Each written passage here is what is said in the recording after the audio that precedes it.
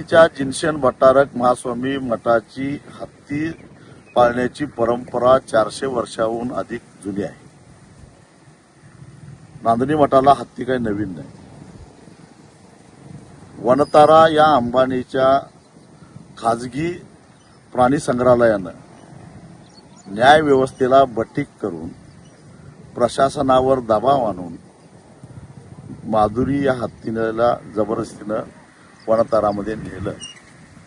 पण त्याच्या आधी 35 वर्ष ही माधुरी गुण्या गोविंदानं या मठामध्ये राहत होती. तिचा लळा एवढा लागलेला होता सर्व भाविकांना, लहान मुलांना, की त्या मठाच्या कुटुंबातलाच एक भाग होती. नागप्पा हा माऊत माधुरीचं अतिशय तन्मयतेनं, जिव्हाळ्यानं देखभाल करायचा. हृदयविकाराच्या झटक्यामुळे डॉक्टरांनी त्याला निवृत्त व्हायला सांगितलं आणि त्या काळामध्ये म्हणजे 2018 साली माधुरीची देखभाल कशी करायची हा प्रश्न मठाच्या विश्वस्तांच्या समोर पडला. कारण दुसरा माऊत मिळत नव्हता आणि तज्ञ प्रशिक्षित माऊताशिवाय माधुरीची देखभाल केली तर तिच्या आरोग्याचा प्रश्न निर्माण होऊ शकतो. या काळजीने विश्वस्तांनी विचार केला, माझ्याबरोबर चर्चा केली आणि मला त्यांनी विनंती करायला सांगितली वन विभागाला की आपला शोध जो माऊताचा शोध आहे तो शोध पूर्ण होईपर्यंत काही कालावधीसाठी म्हणून गडचिरोलीला जो हत्तीचा कॅम्प आहे, ज्या ठिकाणी तांत्रिकदृष्ट्या, शास्त्रीयदृष्ट्या हत्तींची देखभाल केली जाते, प्रशिक्षण दिलं जातं, त्या कॅम्पमध्ये माधुरीची काही काळासाठी रवानगी करावी आणि केरळ, कर्नाटकातून एक चांगला प्रशिक्षित माऊत आपण आणावा आणि त्यासाठी आम्हाला कालावधी पाहिजे होता.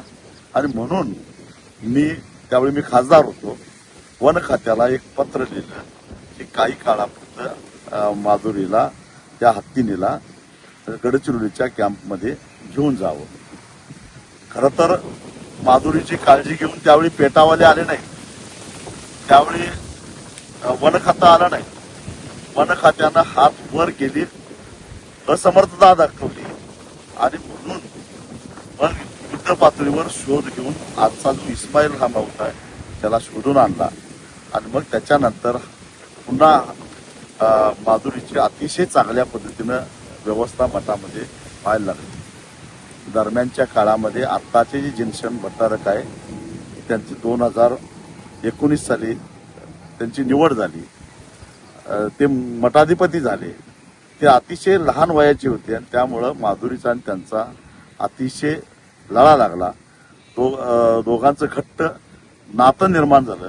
हत्ती हा अतिशय संवेदनशील प्राणी असतो आणि हुशार असतो. त्याला कुणी खायला घातलं तर त्याची सोंड ही अतिशय संवेदनशील असते. सोंडेनं पहिला तो तपासतो आणि मगच तोंडात घालतो.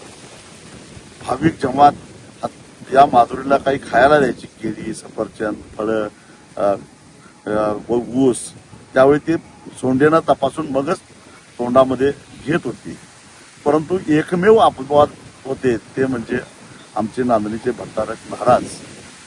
त्यांचा आणि तिचा एवढा लळा होता की महाराज थेट तिच्या तोंडामध्ये पेरू, सफरचंद किंवा कुठलंही फळ घालवतं आणि ते सुद्धा मोठ्या विश्वासानं खात होते.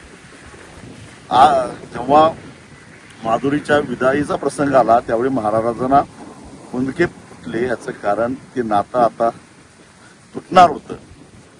शेवटचं एक फळ महाराजांनी पेरू दिलं, परंतु कधीही नकार न देणारी माधुरी त्या दिवशी महाराजांच्या हातचा पेरू खाल्ला नाही. सोंडेनं स्वीकारला पण बाजूला ठेवून दिला. एवढंच काय, 4 तास मिरवणूक चालली होती नांदणीमध्ये, परंतु पुन्हा कुणीही भाविकाने दिलेलं फळ तिनं खाल्लं नाही. तिला इतकं वाईट होतं. एवढंच नव्हे तर अॅनिमल अँब्युलन्स मध्ये बसून ती जेव्हा जात होती त्यावेळी तिनं शेवटचा मठाला अभिवादन केलं. त्याचेही व्हिज्युअल्स आता सोशल मीडियामध्ये व्हायरल व्हायला. इतकं नातं, घट्ट नातं माधुरीचं आणि या मठाचं आणि इथल्या भाविकांचं होतं. खरं तर आता काही लोक जे बटीक झाले आहेत अंबानीचे आणि सगळ्या व्यवस्थेचे, ते आता उलट सुलट काहीतरी चर्चा करायला लागलेत. परंतु मी पुन्हा एकदा सांगतो, वनतारा हे ज्या ठिकाणी आहे तिथलं 45 डिग्री तापमान हे हत्तीच्या अधिवासाला पोषक नाही आहे. त्यामुळे पुन्हा एकदा कायद्याची लढाई लढून आमच्या माधुरीला परत आणल्याशिवाय मी तरी स्वस्थ बसणार नाही. अंबानी कितीही मोठा उद्योगपती असू दे, कितीही धनदांडगे असू दे, ठीक आहे, आम्ही आता बेसावध होतो, पण पुन्हा सावधपणानं चाल करून माधुरीला परत आणल्याशिवाय सोडणार नाही.